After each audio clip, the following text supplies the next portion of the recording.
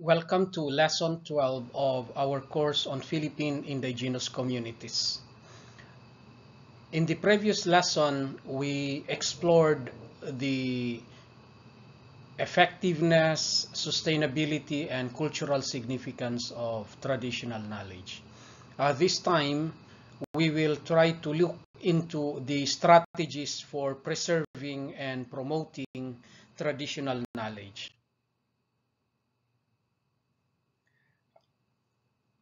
As we have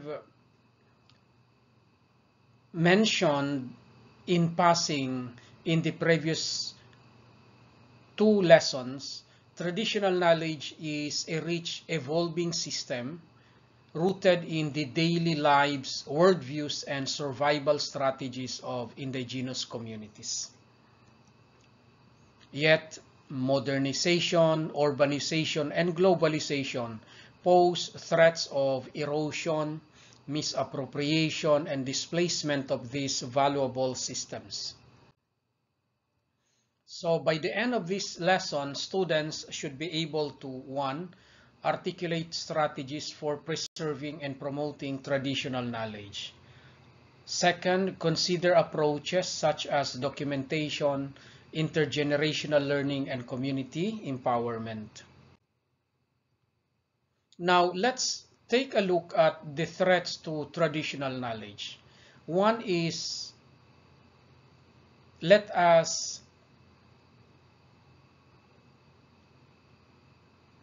talk about protection of indigenous knowledge and cultural heritage.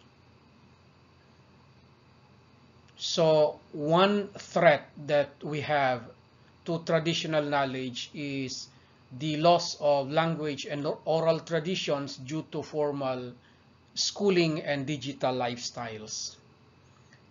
Marginalization of indigenous practices in national policies. Cultural modification in tourism and fashion without community consent. And we cannot also dismiss land dispossession undermining traditional ecological knowledge. So one thing that we can cite in this aspect is the commercialization of Tinalak designs without recognizing the Tibuli weavers' intellectual and cultural ownership. This has been mentioned at least in two previous lessons that we have.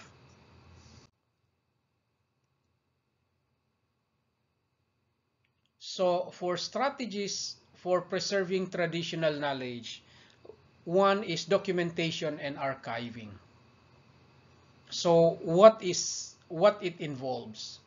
First, recording oral literature, rituals, crafts, and agricultural practices. Another is digitizing chants, rituals, and games for community and academic access. So one example that was done was the documentation of Hudhud chants of the Ifugao, now part of UNESCO's Intangible Cultural Heritage list. The principle behind is preservation for both community use and wider education. The second strategy that we can consider is intergenerational learning. So what it involves? First, transmission of knowledge from elders to youth through mentorship, storytelling, and immersion. Another is integrating indigenous content into school curricula. This one is very effective. So let me cite a good example. The Lumad schools in Mindanao that teach farming, weaving, and conflict resolution alongside basic education. One example is in South Cotabato in Lake Cebu Municipality.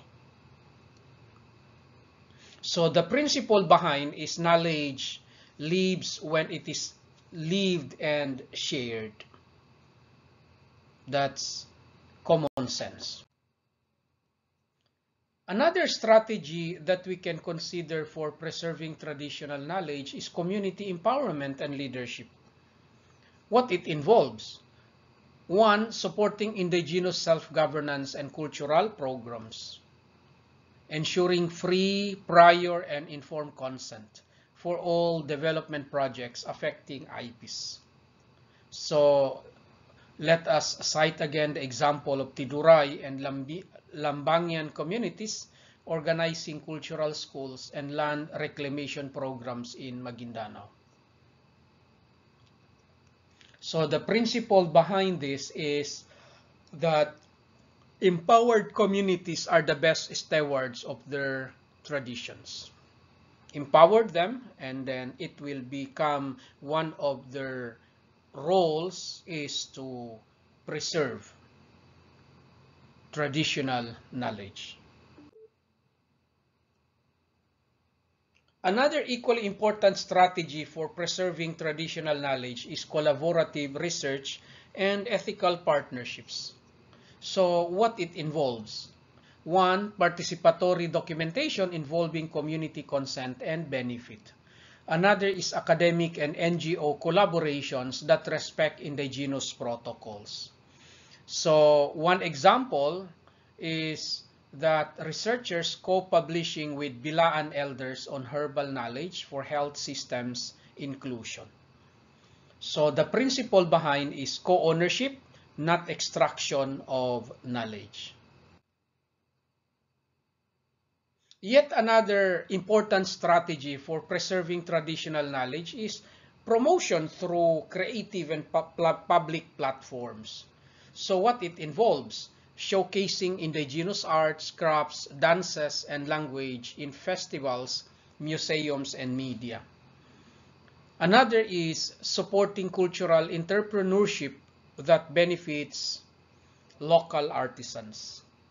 So one example that you can cite is the promotion of Bilaan Tabi weaving through Davao Fashion Expos.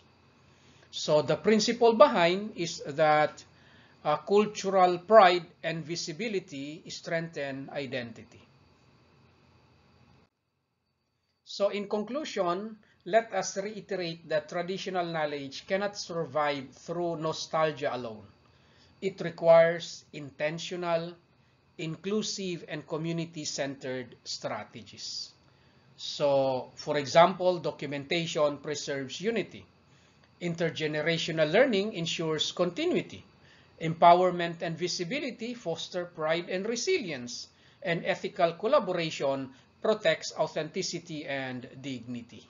So, to preserve traditional knowledge is not to freeze it in time, but to carry it forward, rooted in the past, responsive to the present, and of course, relevant to the future.